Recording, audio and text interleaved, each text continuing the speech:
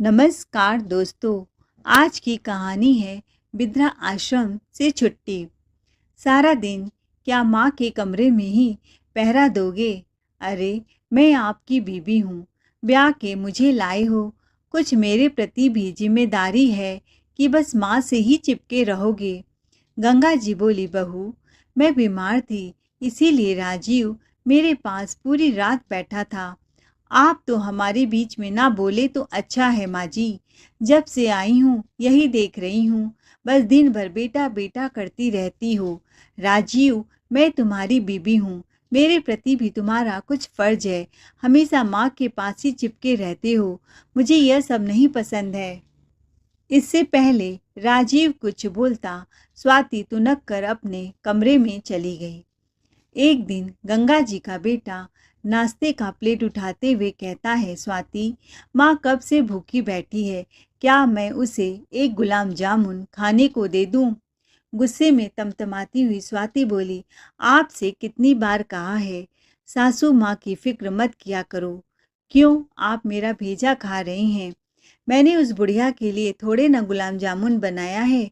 काम धाम तो करती नहीं है, बस बैठे बैठे गुलाब जामुन खाना है। स्वाति, माँ तो काम करना चाहती है, पर तुम ही उन्हें किचन में घुसने नहीं देती। कुछ ज़्यादा नहीं बोलने लगे हो राजीव? स्वाति बोली तो राजीव चुपचाप अपने नाश्ते का प्लेट उठाया और गुलाब जामुन समोसा खाकर उसे बहुत मज़ा आ गया। दरअसल स्वाति और राजीव की लव मैरिज हुई थी और स्वाति को सास का झमेला तो घर में चाहिए ही नहीं था। लेकिन राजीव ने उसे झूठ बोला कि उसकी माँ नहीं है। लेकिन जब शादी होकर वह घर आई तो उसकी सासू माँ ने ही उसका स्वागत किया, तो वह तुरंत ही झल्ला गई और कमरे में घुसते ही सारे कपड़े सामान इधर उधर फेंकने लगी। आपने मुझसे झूठ बोलकर कोर्ट मैरिज की कि आपकी माँ नहीं है, पर आपकी माँ जिंदा है। मुझे यह सुबह सुबह उठकर चाय देना, दिन भर सास के आगे पीछे घूमना बिल्कुल पसंद नहीं है। मुझे किसी भी बूढ़ी औरत की जी हुजूरी करना अच्छा नहीं लगता। जिस दिन से स्वाति की शादी राजीव से हुई थी, उस दिन से वह सासू माँ को परेशान किए हुए है, जबकि गंगा जी उसे अपनी बेटी की तरह मानती हैं। उसके कामों में कोई टोका टाकी नहीं करती। कहीं भी आना जाना हो, वह स्वतंत्र है, बिल्कुल आज़ाद है। पर उसे अपनी सासू माँ एक फूटी आँख भी नहीं सुहाती थी। वह उनके साथ रहना भी नहीं चाहती थी। राजीव ने उससे झूठ बोलकर शादी की थी, लेकिन उसे माँ से लगाव था। आज स्वाति का जन्मदिन था, तो इसीलिए स्वाति ने आज बहुत सी तैयारियां कर ली थी। तरह तरह के पकवान बनाए, समोसा, गुलाब जामुन, बर्फी और न जाने क्या क्या। शाम को एक छोटी सी पार्टी थी, जिसमें स्वाति के कुछ खास रिश्तेदार और सहेलियां आने वाले थे। स्वाति ने थाली उठाया और उसमें चावल और नमक रखकर अपने पति राजीव से बोला, जाकर नाश्ता बुढ़िया को देकर आओ। राजीव चुपचाप माँ के कमरे में थाली लेकर पहुंच गया। माँ तो दरवाजे पर ही खड़ी थी, क्योंकि वह भूख से छटपटा रही थी। भूख से तड़पती छटपटाती गंगा जी अपने बेटे को सामने खड़े देखकर बहुत खुश हो जाती हैं और थाली लेकर कहती हैं, मेरे लाल, क्या लाया है? आज तो बहू का जन्मदिन है ना, कुछ स्पेशल खाना लाया होगा। गुलाब जामुन की महक से पूरा घर भर गया है और मुझे तो गुलाब जामुन खाना बहुत पसंद है। ला दे मुझे, बैठ यहाँ। नहीं माँ, मैं यहाँ ज़्यादा बैठूँगा तो स्वाति गुस्सा करेगी। आज उसका जन्मदिन है, तो मैं उसका मूड खराब नहीं कर सकता। लो तुम खाना खा लो। थाली में चावल और नमक देखकर तो गंगा जी की भूख ही मिट गई। थाली देखते ही उनके आंसू छलक पड़े। माँ, आज स्वाति ने समोसा, गुलाब जामुन बहुत कुछ बनाया है, राजीव ने कहा। इतना सुनते ही गंगा जी के मुंह में पानी आ गया। उनकी जीभ चटकारे खाने लगी। कई हफ्तों से चावल नमक, कभी रोटी अचार खाते खाते ऊब सी गई थी। गंगा जी बोली, पर बेटा, तू मेरे लिए तो कुछ मीठा भी नहीं लाया, एक गुलाब जामुन ही ले आते। अरे, चावल नमक कितने सूखे हैं, या मैं कैसे खाऊंगी? मैं तो गुलाब जामुन उठाकर ला रहा था माँ चुपके से, पर स्वाति की नज़र उन मिठाइयों पर पड़ गई और कहा, यह सब चीज़ें मैंने उस बुढ़िया के लिए नहीं बनाया है। उसकी सहेलियां आ रही हैं तो वह उनको ही खिलाएगी। अभी वह ना समझ है ना माँ, धीरे धीरे सब समझ जाएगी। अच्छा बेटा, तुमने गुलाब जामुन खाए? हाँ माँ, मैं तो गुलाब जामुन समोसे सब खाकर आया हूँ। कैसा बना था? बहुत स्वादिष्ट बना था। इतना सुनकर गंगा जी वह सब खाने के लिए तड़प उठी। उनके मुंह से लाल टपकने लगा और जीभ निकालती हुई गंगा जी बोली, अभी गुलाब जामुन और बचे हैं। माँ, मैं देख कर आता हूँ। स्वाति अभी कमरे में गई है, अगर सोती रहेगी तो मैं चुपके से आपके लिए गुलाब जामुन उठाकर ले आऊँगा। राजीव माँ के कमरे से बाहर आता है और सब कमरों में बारी बारी से झाँक कर देखता है कि स्वाति कहाँ है। वह देखता है स्वाति अपने कमरे में बैठकर आराम से अपनी सहेलियों से हंस हंस कर फ़ोन पर बतिया रही है। फिर वह चुपके से किचन में घुस जाता है और अपने हाथों में एक गुलाब जामुन छुपा कर ले जाता है माँ के कमरों में और गंगा जी को दे देता है। गंगा जी गुलाब जामुन को देखती हैं, उनकी आंखें खुशी से चमकने लगती है और जल्दी जल्दी गुलाब जामुन मुंह में पूरा एक बार में ही भर लेती हैं। तो राजीव यह सब देखकर कहता है, क्या माँ, इतना बड़ा गुलाब जामुन एक बार में ही मुंह में भर लिया? आराम से खाओ, नहीं तो गले में अटक जाएगा। और वह फट से गुलाब जामुन चट कर लेती हैं और गंगा जी कहती हैं, तू सच कह रहा था, गुलाब जामुन तो बहुत टेस्टी बना है, मुझे और खाने का मन कर रहा है। एक काम कर बेटा, अब जाकर एक समोसा ले आओ। नहीं माँ, इस बार गया तो स्वाति मुझे बहुत सुनाने लगेगी और साथ में आपका भी धुलाई कर देगी, क्योंकि राजीव को पता था कि अगर वह माँ की इस बार इच्छा पूरा करेगा तो स्वाति ने देख लिया तो माँ को एक गुलाब जामुन के बदले कई दिनों तक भूखा रहना पड़ेगा, क्योंकि स्वाति हमेशा यही करती आई थी और माँ को एक कमरे में बंद कर देती थी। राजीव उसे बार बार समझाता पर वह उसकी बिल्कुल ना सुनती। अब गंगा जी को बार बार कभी समोसे का, कभी गुलाब जामुन का ख्याल आता। वह बार बार उंगलियां चाट रही थी। माँ, अब मैं जा रहा हूँ, नहीं तो स्वाति मेरा बैंड बजा देगी। हाँ माँ, अगर रात को कुछ बच जाएगा तो मैं आपके लिए ले आऊँगा। राजीव अपने कमरे में जाता है तो स्वाति कहती है, खा लिया बुढ़िया ने खाना? हाँ, पूरा चट करके खाया है। क्यों? ऐसा कौन सा पकवान दिया था कि चट कर खाया है? नहीं बाबा, वह तो चावल नमक ही चट करके खा जाती है। झूठ मत बोलो, मुझे पता है आपने उन्हें एक मीठा जरूर खिलाया है, क्योंकि मैंने पूरे 30 गुलाब जामुन बनाए थे। एक आपने खाया, एक मैंने, तो 28 होने चाहिए ना। वहाँ तो 27 गुलाब जामुन है। कहाँ गए मेरे एक गुलाब जामुन? जरूर उस बूढ़ी अम्मा को आपने खिलाया। नहीं नहीं स्वाति, तुम गलत समझ रही हो। वह तो तुम्हारी उंगलियों में जादू है ना।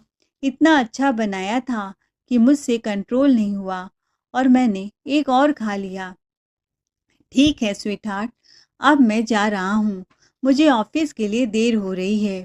शाम को बर्थडे पार्टी में मिलते हैं। शाम को स्वाति के सारे रिश्तेदार और फ्रेंड्स आते हैं। घर में खूब हंसी का माहौल रहता है, पर बेचारी गंगा जी एक कमरे में बंद पड़ी थी। क्यों बंद पड़ी थी? किस चीज़ की सज़ा उन्हें मिल रही थी?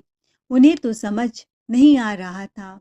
शायद सास बनना ही उनकी जिंदगी का सबसे कठिन दौर था, जो आज वह झेल रही थी और रोए जा रही थी। और स्वाति अपनी सहेलियों और रिश्तेदारों के संग खूब मज़े से अपना जन्मदिन मना रही थी। किसी ने पूछा भी नहीं कि तुम्हारी सास कहाँ है। अच्छे अच्छे खानों की खुशबू गंगा जी के कमरे में पहुंच रही थी और वह खुशबू से ही अपनी भूख मिटा रही थी। स्वाति को जन्मदिन की ढेरों बधाई देने के बाद सब मेहमान घर जाने लगे तो राजीव ने गिफ्ट खोलकर स्वाति को दिखाया। उधर 56 भोग खाने की चाहत में गंगा जी बेचैन हो रही थी। इधर राजीव स्वाति से बोला, यह देखो, मैं 2 साड़ियाँ लाया हूँ, एक तुम्हारे लिए और एक माँ के लिए। अरे, माँ तो सूती धोती पहनती है, उनके लिए बनारसी साड़ी लाने की क्या जरूरत है? कितना पैसा बर्बाद कर दिया। मुझसे महंगी ज़्यादा साड़ी आप माँ के लिए लाए हो। मेरी साड़ी 500 रुपए की और माँ के लिए 5,000 की लाए हो। क्या जरूरत थी पैसा बर्बाद करने की? क्या साड़ियों का वह ढेर लगाएगी? कहाँ जाना होता है? बक्से में तो सारी चीज़ें बंद है। स्वाति, हद होती है बचपने की। यह मत भूलो, माँ का ही दिया हमारे पास सब कुछ है और तुम उनको एक साड़ी देने में इतना परेशान कर रही हो। अरे, कल को हमारे भी बच्चे होंगे, उनके भविष्य के लिए भी तो हमें कुछ करना है। अभी से पाई पाई जुटाएंगे तभी उन्हें अच्छा फ्यूचर दे पाएंगे। आप तो हमेशा मुझे गलत ठहराते हो। उनको कहाँ जाना है? सारी साड़ियाँ रखे रखे खराब हो जाएंगी, स्वाति ने कहा।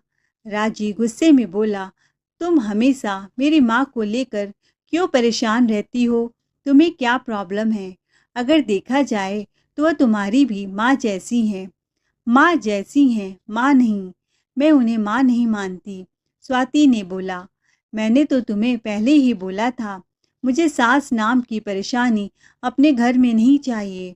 स्वाति, माँ तुम्हारा करती क्या है? चुपचाप तो पड़ी रहती है बेचारी, एक चू चा भी नहीं करती।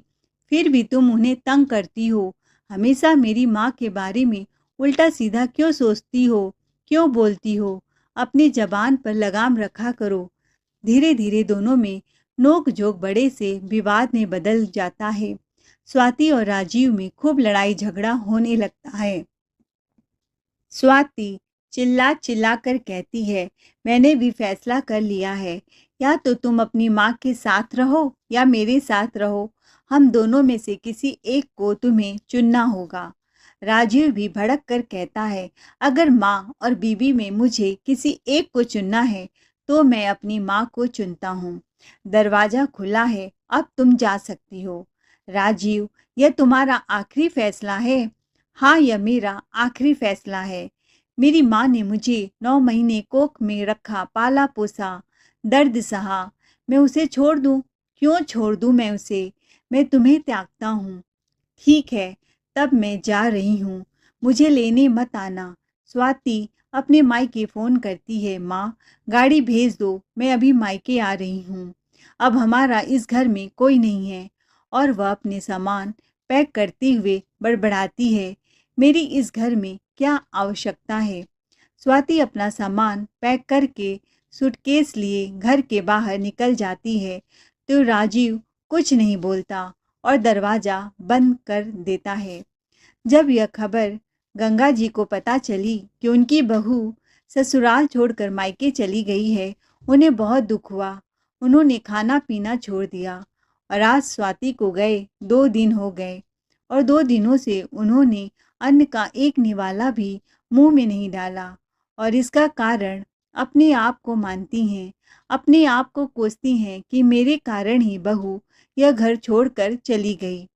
एक सास जिसे बहू ने तिल तिल तड़पाया, खाना भी ढंग से नहीं दिया, आज वही सास अपनी बहू को जाने का उन्हें कितना गम है, कितना दुख है।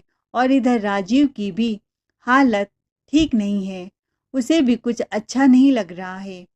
राजीव ने कई बार उसको फ़ोन ट्राई किया पर स्वाति ने गुस्से में फ़ोन नहीं उठाया। राजीव सोचने लगा कि शादी के फेरों के समय जीने मरने की कस्में खाई थी, एक पल में उसने तोड़ दिया। तभी फ़ोन की घंटी बजती है, उसका ध्यान फ़ोन की तरफ जाता है। राजीव ने झट से फ़ोन उठाया और बाहर बरामदे में टहलते टहलते बात करने लगा। हेलो, तो दूसरी तरफ से आवाज़ आई, राजीव कैसे हो? मैं ठीक हूँ। सुनो, मैंने फ़ोन यह बताने के लिए किया है कि मैं आपके बच्चे की माँ बनने वाली हूँ। आप पिता बनने वाले हैं। सच कह रही हो स्वाति, मैं तुम्हें अभी लेने आ रहा हूँ। राजीव फ़ोन पर गिड़गिड़ाने लगा। अब जिद छोड़ो, अपना गुस्सा थूको और अपने घर वापस आ जाओ। मैं तुम्हारे बिना नहीं जी पा रहा हूँ और यहाँ सब कुछ वैसे का वैसा ही है। सब तुम्हें याद कर रहे हैं। नहीं, राजीव अब बहुत देर हो गया। अगर तुम्हारी माँ उस घर में रहेगी तब तो मैं बिल्कुल उस घर में कदम नहीं रखने वाली। अब तुम्हें फैसला करना होगा। मेरा फैसला वही है स्वाति। ये कहते कहते राजीव रुआसा सा हो गया और उसके मुंह से कुछ और शब्द नहीं निकल पाए। राजीव तो बीच मझधार में फंस गया था। ना तो अपने पत्नी को छोड़ना चाहता था और ना ही अपनी माँ को अपने से दूर करना चाहता था। उसे चारों तरफ अंधेरा ही अंधेरा नजर आ रहा था। क्या करे, क्या फैसला ले? अपनी माँ की वह बहुत इज्जत करता था, पर आज वह कुछ निर्णय नहीं ले पा रहा था। उसकी हंसती खेलती जिंदगी नरक समान हो गई थी। कोई खुशी नहीं था। राजीव अचानक से उठा और माँ के कमरे की तरफ बढ़ गया तो देखा उसकी माँ दरवाजे के आड़ पर खड़ी सब कुछ सुन लिया था और उसे देखकर चौंक गई। गंगा जी बोली, बेटा तू बाप बनने वाला है और मैं दादी। पर मैं दादी कितनी अभागन हूँ कि मैं अपने पोता पोती को अपने गोद में खिला नहीं सकती, उसे प्यार नहीं कर सकती। बहू की जिद यही है ना कि मैं यहाँ ना रहूं तो मैं कहीं और चली जाऊंगी। नहीं माँ, तू ऐसा कुछ नहीं करेगी। गंगा जी राजीव की बातों को सुनकर बहुत देर तक खामोश रही और फिर अंत में फैसला लिया कि वह वृद्धा आश्रम चली जाएंगी, पर बेटे बहू की जिंदगी को नरक जैसी नहीं होने देंगी। वह उन दोनों के बीच में नहीं आएंगी, उन दोनों का घर टूटते हुए नहीं देख सकती थी। बेटा तुम मेरी चिंता मत कर, तुम मुझे वृद्धा आश्रम छोड़ दे। गंगा जी ने कहा तो राजीव बोला, माँ तुम पागल हो गई हो, तुम अपना घर छोड़कर वृद्धा आश्रम जाओगी? क्या तुम अनाथ हो? तुम इस घर की मालकिन हो। मैं ऐसा कभी होने नहीं दूंगा और तुम दोबारा ऐसी बातें मत करना। अच्छा होता जो मैं तुम्हारी बात मान लेता और तुम्हारे खिलाफ न जाकर उस स्वाति से शादी करता तो यह दिन तुम्हें ना देखना पड़ता। बेटा वह तुम्हारी धर्म पत्नी है, उसके खिलाफ तुम्हें ऐसी बातें करना शोभा नहीं देता। माँ मैं अभी ऑफिस जा रहा हूँ और ऑफिस से आने के बाद बहू घर में होनी चाहिए, तुझे मेरी कसम। जा पगले, उसे मना ले। अब तो वह माँ बनने वाली है, इस घर को वारिस देने वाली है।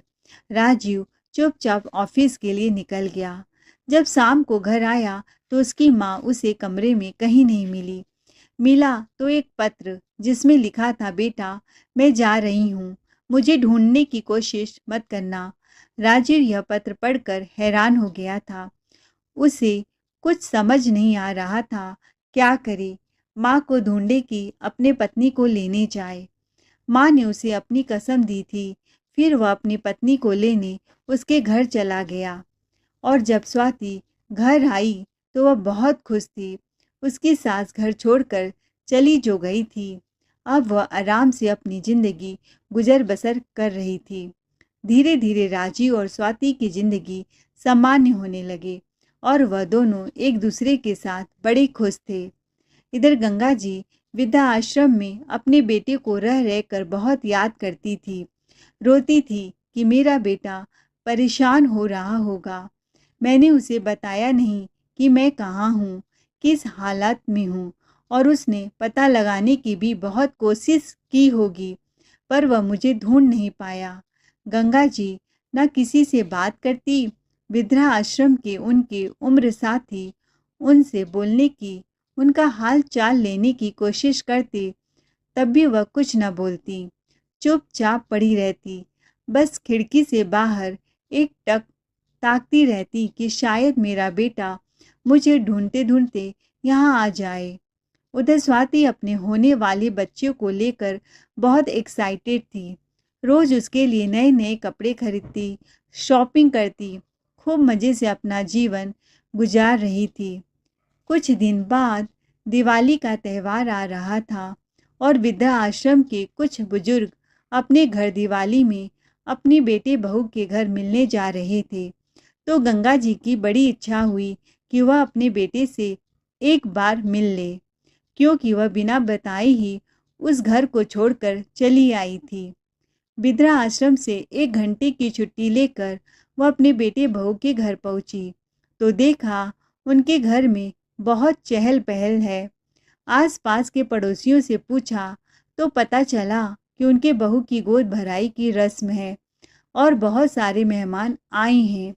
हलवाई लोग खाना बनाने में जुटे हैं और नौकर चाकर साफ सफाई कर रहे हैं। गंगा जी ने सोचा कहीं बहू उनको ऐसे देखकर गुस्सा न हो जाए, तो उन्होंने कामवाली का कपड़ा पहनकर घूंघट करके अंदर अपने बेटे बहू के घर में घुस गई। वह भी सोच रही थी, यह भी क्या किस्मत मैंने पाई है, अपने ही घर में वेश बदल कर घुसना पड़ रहा है। बेटे बहू के कमरे के बाहर झाड़ू लेकर डस्टिंग करने लगी। तभी उन्होंने जो सुना उससे तो उनकी आंखें चौड़ी हो गई, उनके पैरों तले जमीन खिसक गई। बेटा जोर जोर से हंसते हुए अपनी पत्नी स्वाति से कह रहा था, हमने भी क्या खूब खेल खेला, क्या जबरदस्त नाटक किया माँ को इस घर से बाहर करने में, और माँ को पूरी सच्चाई पता भी न चली। वह सोची कि बेटा मुझे घर में रखना चाहता है, मेरा बेटा मुझसे बहुत प्यार करता है, केवल स्वाति घर से निकालना चाहती है। पर मैं तो उस बुढ़िया से खुद छुटकारा पाना चाहता था ताकि मैं अपनी पत्नी को खुशी से रख सकूं। इसीलिए हम दोनों ने मिलकर ऐसा नाटक किया कि वह खुद ब खुद इस घर को छोड़कर वृद्धा आश्रम में चली जाएं। हमें तो उनसे छुटकारा भी मिल गया और लोगों के ताने भी नहीं सुनने पड़े।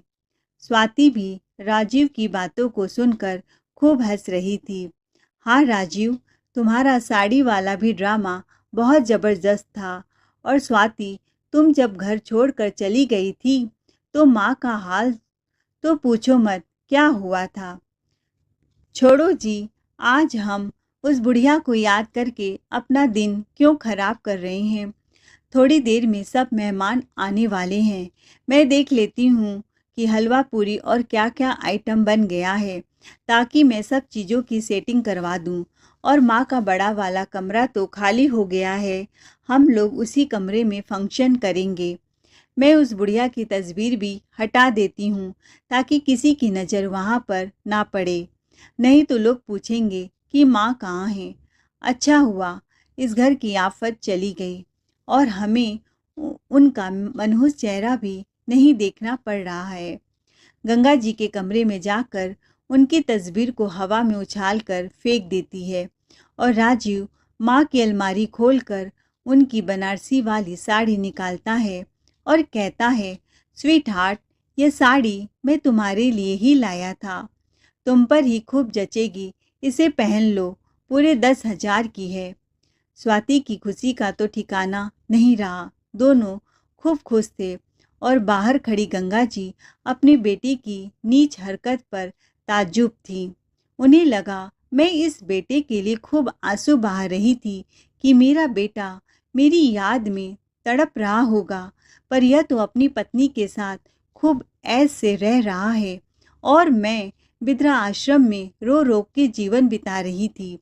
मेरा पुत्र कपूत हो गया, मैं ऐसे पुत्र के लिए आंसू बहा रही थी, लानत है मुझ पर। अच्छा हुआ मुझे अपने बेटे की सच्चाई पता चल गई। तभी स्वाति गंगा जी के पास आती है और कहती है, सुनो बुढ़िया, जल्दी से यह कांच की तस्वीर को उठाकर साफ करो और किसी डस्टबिन में फेंक देना। और यह कहकर तैयार होने अपने कमरे में चली जाती है। गंगा जी तो घूंघट की हुई थी, स्वाति उसे देख नहीं पाई थी। गंगा जी अपने कमरे में जाती हैं और तस्वीर को उठाकर डस्टबिन में फेंक देती हैं। अपने आंसुओं को पोंछते हुए अपने बेटे बहू को दिल से हमेशा के लिए निकाल फेंकती हैं। कुछ समय अपने कमरे में बिताने के बाद गंगा जी उस घर से निकल जाती हैं और बिद्रा आश्रम पहुंचती हैं। आज बिद्रा आश्रम के लोग आश्चर्य थे कि गंगा जी पहले से काफ़ी खुश थीं और चहक रही थी। उन्हें उनका यह बदलता व्यवहार बड़ा अच्छा लग रहा था। उधर स्वाति और राजीव मिलकर अपने आने वाले बच्चों की खुशी में अच्छे से पार्टी करते हैं, खूब एंजॉय करते हैं, मौज मस्ती करते हैं। समय बीतता गया और स्वाति के डिलीवरी का समय आ गया, लेकिन किस्मत को कुछ और मंजूर था। उसके गर्भाशय में गांठ बन गया और बच्चा सांस नहीं ले पा रहा था। उसके होने वाले बच्चे का ग्रोथ रुक गया था। डॉक्टर ने तुरंत ऑपरेशन करने की हिदायत दी और कहा अगर जल्दी ऑपरेशन नहीं किया गया तो माँ की जान जा सकती है। बच्चे ने तो गर्भ में ही दम तोड़ दिया था।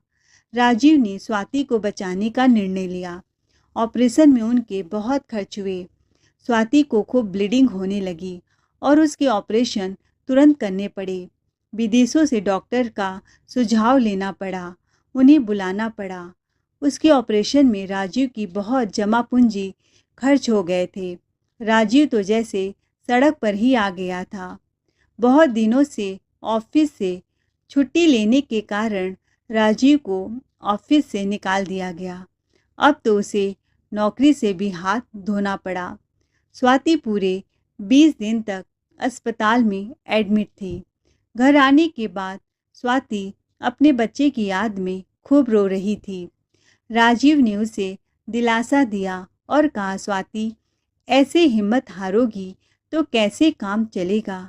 राजीव हमारे घर खर्च कैसे चलेंगे। तुम्हारी तो नौकरी भी चली गई और अभी भी मैं बहुत कमज़ोर हूँ। मैं खाना भी नहीं बना सकती। हमें तो एक नौकर रखना पड़ेगा। अगर माँ जी होती तो शायद इस बुरी परिस्थिति में हमारी मदद करती। मेरी भी माँ अब इस दुनिया में नहीं है कि मैं मायके वालों से कोई मदद मांगूं। राजीव बोला कोई बात नहीं, हम अपने इस बड़े से घर को किराए पर दे देंगे जब तक दूसरी नौकरी नहीं मिलती। कुछ दिन तक तो हमारा गुजारा अच्छे से ही हो जाएगा और तुम्हारी दवा का खर्च निकल आएगा। तभी दरवाजे की बेल बजी और एक आदमी दरवाजे में खड़ा उनको लिफाफा पकड़ा रहा था। वह आदमी बोला मिस्टर राजीव, यह आपका घर है। हाँ कहिए, आप कौन? यह आप खुद ही खोल कर देख लीजिए। राजीव लिफाफा खोलकर पढ़ता है तो उसे घर खाली करने का नोटिस भेजा जाता है। राजीव कहता है कौन है आप? आपका अगले ठिकाने है या मेरा घर है और आप कौन हैं जो मेरा घर मुझसे ही खाली करवाना चाहते हैं? स्वाति कहती है हमारा ही घर हम क्यों खाली करें? किसने यह नोटिस भेजा है? तो वह वकील बोलता है आपकी माँ गंगा जी ने, और कहा है यह घर जबरन आप लोगों ने उनसे हथिया लिया है। गंगा जी तो अब इस दुनिया में नहीं है। स्वाति बोली। तभी गंगा जी ताली बजाते हुए अंदर आती हैं और कहती है जिंदा सास को ही तुमने मार दिया बहू। मैं अभी जिंदा हूँ और यह घर तुम लोग को खाली करना होगा। उन्हें देखकर स्वाति सकते में आ गई। पर माँ जी, हम तो आपके बच्चे हैं, हम कहाँ जाएंगे और आपके पास घर के कागजात तो है नहीं। आप यह घर कैसे खाली करवा सकती हैं? घर के कागजात तो हमारे पास हैं। राजीव बोला। माँ, तुम स्वाति को छोड़ो और तुम बिना बताए कहाँ चली गई थी? मैंने तुम्हें न जाने कहाँ कहाँ ढूंढा और अब जाकर मिली हो और कह रही हो घर खाली कर दो। माँ, मैं तुम्हारी याद में रोता रहा, तुम आ गई, अब मुझे बहुत अच्छा लग रहा है। तभी गंगा जी राजीव के गाल पर एक झन्नाटेदार तमाचा जड़ देती हैं और बोली बेवकूफ़ बनाना बंद करो। अब मैं तुम्हारी सारी सच्चाई जान चुकी हूँ। तू तो मेरा बेटा था, मैंने तुझे अपने कोख से जन्म दिया। अरे तुझसे अच्छी तो वह स्वाति थी, कम से कम जो बोलती थी मुंह पर। तूने तो मेरे पीठ पर छुरा घोंपा है। जिस दिन गोद भराई की रस्म कर रहे थे, तुम दोनों पार्टी दे रहे थे, उस दिन मैं इस घर में काम वाली बनकर आई थी और मैंने तुम्हारी और बहू दोनों की बातें सुन ली थी। और जब मैं तस्वीर साफ कर रही थी तो मैंने अपने अलमारी से इस घर के कागजात निकाल लिए जो कि मेरे पति ने मेरे नाम पर किए थे, और अब यह घर बिद्रा आश्रम के नाम कर चुकी हूँ। और इस घर में मुझे बिद्रा आश्रम बनाना है ताकि कोई भी बेटा अपनी माँ को अगर निकाले तो कम से कम उसे एक छत तो मिले। इसीलिए अब तुम दोनों यहाँ से जा सकते हो। मैं तुम दोनों का चेहरा अब एक पल भी बर्दाश्त नहीं कर सकती। अपनी माँ के मुंह से जब राजीव ने यह बात सुनी तो वह भौचक्का रह गया। दोनों शर्म के मारे नजरें झुका लिए, माफ़ी मांगते रह गए, पर गंगा जी ने माफ़ नहीं किया।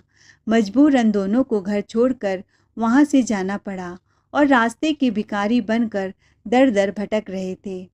दोस्तों, आपको क्या लगता है, गंगा जी ने सही फैसला किया या गलत? अपनी राय कमेंट में ज़रूर कर बताएं। कहानी अच्छी लगी हो तो चैनल को लाइक शेयर सब्सक्राइब ज़रूर करें। Thanks for watching.